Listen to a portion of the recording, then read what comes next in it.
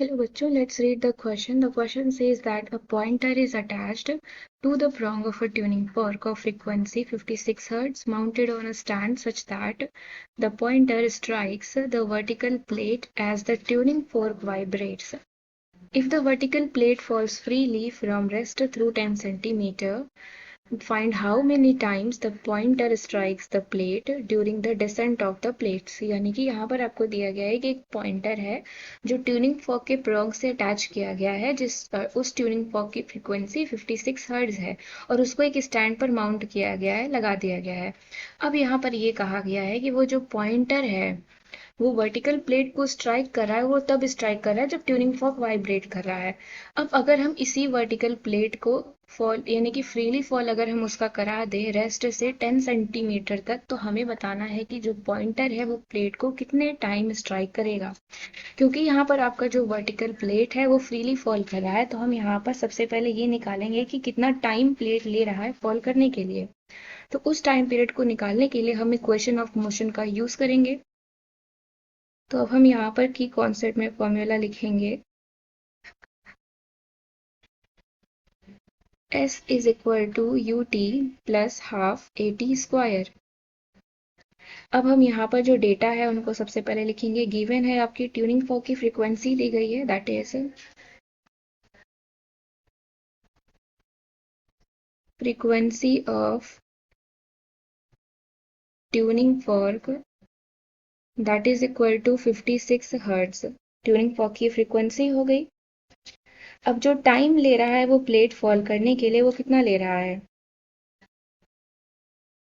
वही हम निकालेंगे। Time is taken by the plate to fall through 10 centimetre.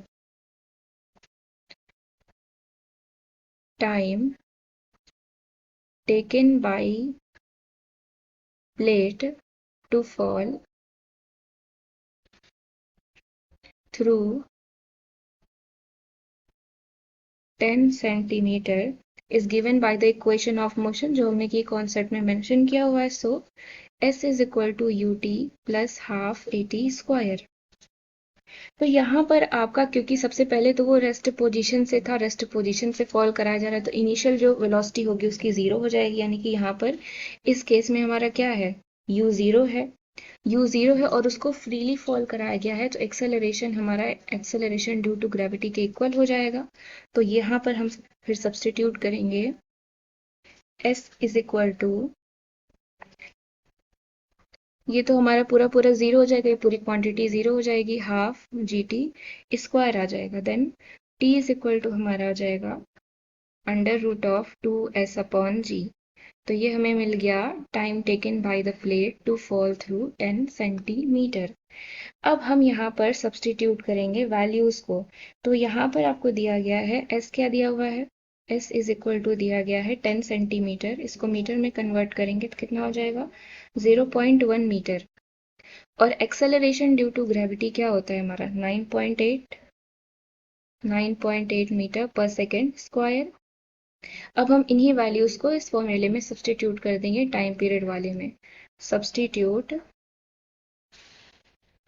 In equation number 1।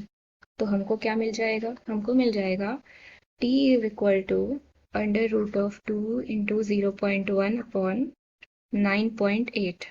Further हम इसको सॉल्व करेंगे तो हमको t इज इक्वल टू मिल जाएगा 1/7 सेकेंड।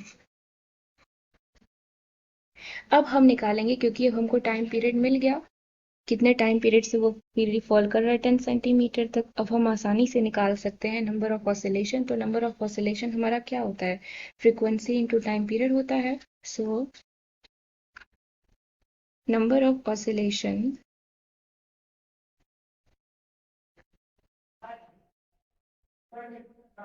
ऑफ, किसका निकालना है हमको, number of oscillation in 1/7 second is given by,